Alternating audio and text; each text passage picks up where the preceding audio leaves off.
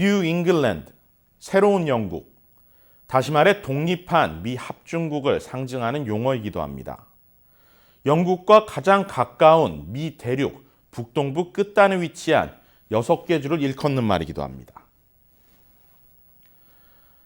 230년이 넘는 미국 역사에 기반해 교육 수준과 사회적, 경제적 지위가 매우 높은 지역, 그럼에도 보수의 가치인 자유와 진보의 가치인 균형이 혼재하는 곳이 또 뉴 잉글랜드입니다. 어떻게 보면 피라미드의 정점에서 모든 것을 내려다본다, 이렇게 볼 수도 있습니다. 그동안 이 지역은 전통적으로 민주당 강세 지역, 이른바 블루 스테이트로 꼽혀왔습니다. 그런데 뉴욕이나 LA 또는 한국의 서울처럼 수도권 대도시 중심 지역의 진보적인 성향과는 다소 거리가 있습니다. 민주당 내에서도 급진 좌파로 꼽히는 버니 샌더스 상원의원을 배출한 버몬트주가 포함되어 있는 지역. 그럼에도 온전히 진보적이지 않을 바엔 차라리 보수를 택하는 곳이 바로 뉴 잉글랜드 주들입니다. 뉴 잉글랜드에서도 북동부 끝단, 아니죠. 미 전역 북동부 끝에 위치한 메인주. 이곳은 50개 주 가운데서 유일하게 승자 독식제를 채택하지 않고 있는 주입니다. 또 다른 주는 네브라스카 주가 있는데 다음 기회에 얘기하도록 하죠. 다시 말해 주 내에서도 5개로 나뉘어진 선거 지역구 표심에 따라 선거인단이 공화당 또는 민주당 후보를 따로따로 선택할 수 있다는 말입니다. 메인주의 선거인단은 고작 4명입니다. 그런데 4년 전 여기서 트럼프 후보는 1명의 선거인단을 가져갑니다. 거꾸로 말하면 힐러리 클린턴 후보는 민주당 강세 지역에서 당연히 계산에 넣었던 1명의 선거인단을 내준 것입니다. 뉴 잉글랜드에 속해 있는 뉴 햄프셔주, 이곳 역시 대표적 경합주로 꼽히는 곳입니다.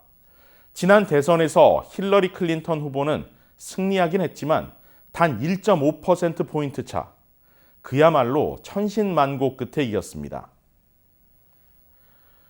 미국 내 백인층을 중심으로 점점 강해지는 반이민 정서를 감안하면 여전히 백인 인구가 90%에 달하는 뉴 잉글랜드의 성향이 4년 만에 바뀌었다고 볼 수는 없습니다.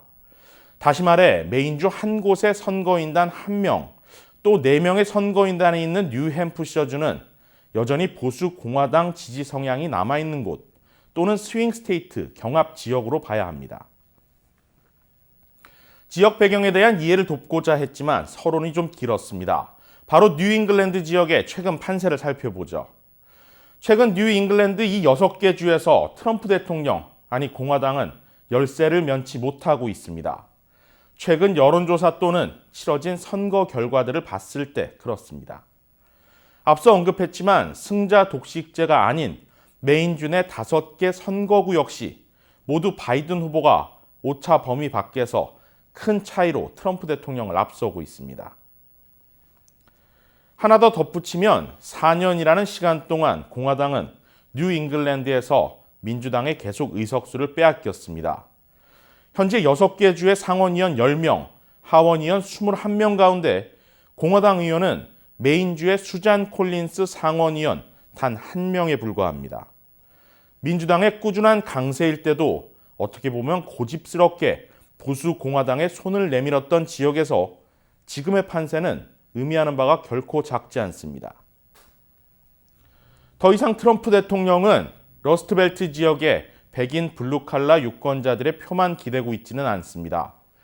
자신의 4년 업적을 제대로 평가받길 원하고 있고 그 평가는 오히려 지금 세계 그리고 미국 정세를 제대로 읽을 수 있는 백인 엘리트 유권자층이 할 수 있다는 판단도 게을리하지 않고 있습니다.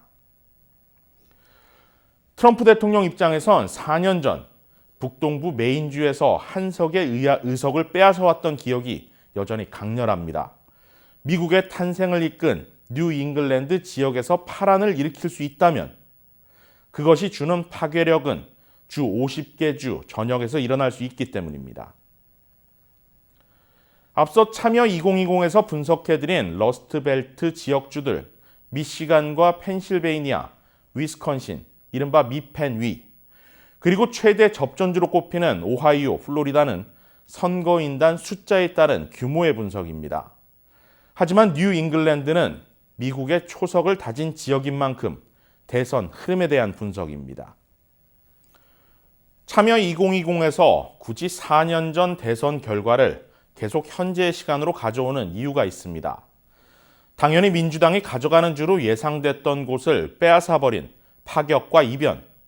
그것이 바로 부동산 재벌로만 알고 있었던 한 사람을 전 세계를 뒤흔든 미 합중국의 최고위 선실직으로 이끌었기 때문입니다.